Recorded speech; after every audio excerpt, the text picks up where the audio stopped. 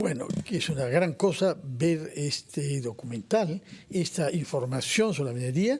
En otros países vecinos, la televisión y los medios difunden muchísimo más que acá. Una especie de pudor, de reserva, de miedo, de temor a la conflictividad social, no sé qué. Pero yo recuerdo que en Chile, el presidente socialista Salvador Allende dijo hace más de 50 años: Chile es un país minero. Y el actual presidente de izquierda, hace poco ante el Congreso, en su último discurso, dijo: Chile ha sido, es y seguirá siendo un país minero. Acá cuesta trabajo decir eso, señor Gallardo. ¿Por qué? Yo creo que es esta sensibilidad, ¿no es cierto? Hablábamos también de cómo, por ejemplo, los gobernadores en regiones como Arequipa, digamos, el gobierno regional evita, ¿no es cierto?, entrar a la discusión de si debe ir ese proyecto, entre otros proyectos mineros que tienen en la región. Yo creo que es un tema más de cálculo político, de no meterse en un tema sensible, ¿no? Cuando debería ser más bien promotor, ¿no es cierto?, de un agente promotor de esta actividad. Que genera la mayor parte de nuestras divisas, Valeria, ¿no? Totalmente de acuerdo. Y antes de entrar justamente al debate, sí quisiera contarles a nuestros oyentes, al público que nos está viendo también en televisión y en nuestro canal de YouTube, es que ese es un trabajo conjunto, ¿no? La información que recaba nuevamente el Instituto Peruano de Economía, Carlos Gallardo, su gerente general, con RPP. Es una información en exclusiva, ¿no?, de un poco el panorama de cuánto tiempo nos demora como país desde descubrir un yacimiento, ¿no?, desde el primer paso, desde que un bebé gatea, si lo queremos poner en ese ejemplo, hasta que empieza a correr, que cuando ya empieza esta unidad, claro, a generar riqueza. 40 años, 8 gestiones presidenciales. Un niño desde que nace hasta que probablemente tenga familia, 40 años, ve recién una unidad minera, un proyecto minero funcionar. Y hay casos extremos, como el yacimiento Ferrobamba, 105 años. La razón justamente nos la va a explicar Carlos en unos segundos. Después de la pausa necesitamos unos instantes para asimilar esta información que nos ha dado Valeria. Más de 40 años para que genere riqueza un descubrimiento minero. Y además del diagnóstico, ver qué estamos haciendo mal y qué podemos empezar a corregir de una vez para que eso empiece a cambiar. 9:48.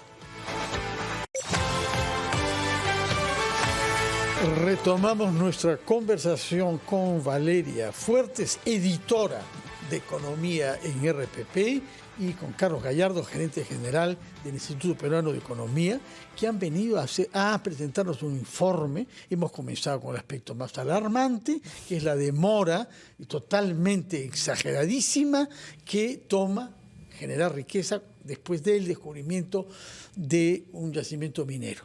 Yo quisiera abordar un tema que a mí me parece crucial, que es el empleo.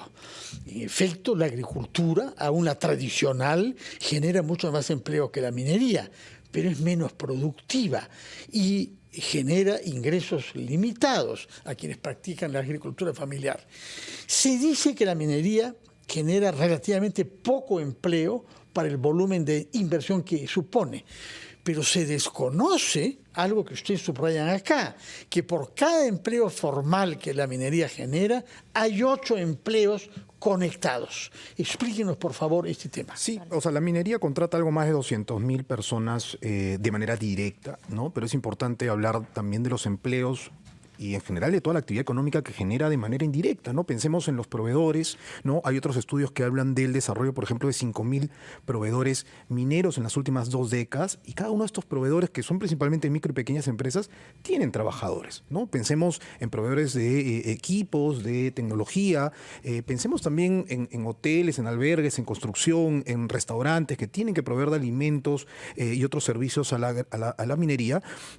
Todo eso genera empleo. Entonces, ahí están, si quieres, los otros, este factor de 8 veces que multiplica el empleo directo, y por eso hablamos de que en realidad la minería, digamos, es responsable directa e indirectamente de la generación de 2 millones de puestos de trabajo en todo el país. Claro, vayamos ahora a los retrasos, ¿no? El ejemplo que ponía Valeria, desde comparando, digamos, el desarrollo de un proyecto minero con la vida de una persona, desde que empieza a gatear hasta que camina, crece, forma su familia y todo. 40 años puede tomar.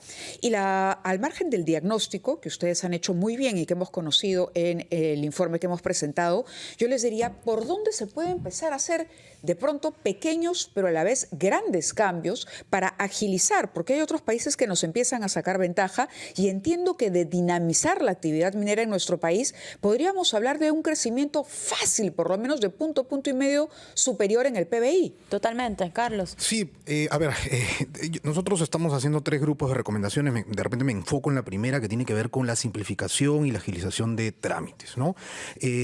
Tenemos que seguir en ese ejercicio. La ventanilla única minera es el camino, pero siempre que se revisen los procedimientos, porque de nada nos sirve digitalizar o abrir una sola ventanilla para un trámite si el trámite sigue siendo igual de engorroso. Entonces tenemos que revisar los procedimientos. Ahora, digamos, a veces se trata de poner este punto en controversia, porque uno dice, seguro que quieren que se rebajen los estándares ambientales para que todo pase más rápido. La sospecha. No va por ahí, no va por ahí.